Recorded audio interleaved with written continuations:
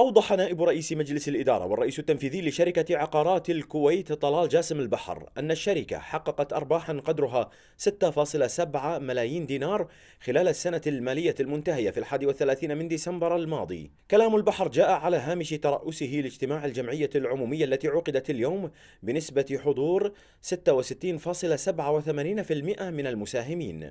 مناقشة استقطاع 10% من أرباح السنة القابلة للتوزيع على حساب الاحتياطي الاختياري والبالغ قيمته 707,343. تفويض مجلس الإدارة بشراء أو بيع أسهم الشركة بما لا يتجاوز 10% من عدد أسهمها، وذلك وفق لمادة القانون رقم 7 لسنة 2010 واللائحة التنفيذية وتعديلها.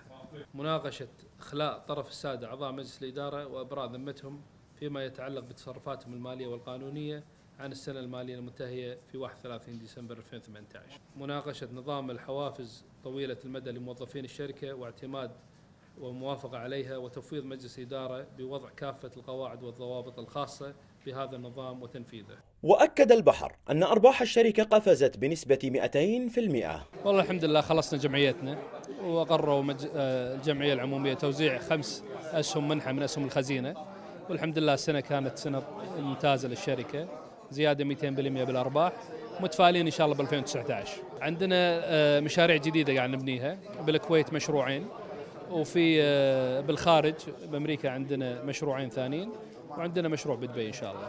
والله التواجد اللي عندنا بالمنطقة العربية يعني ماسكين عليه، لا قاعد نزيده خفيف، بس أغلب تواجدنا الإضافي بالكويت وفي أمريكا.